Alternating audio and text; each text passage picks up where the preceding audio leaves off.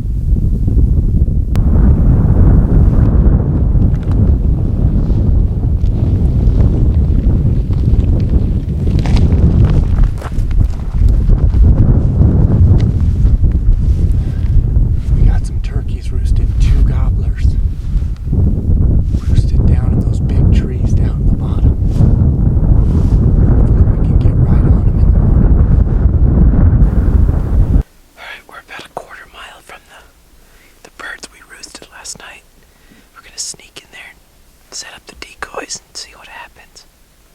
Hopefully we get one. I'm ready. Alright, let's go.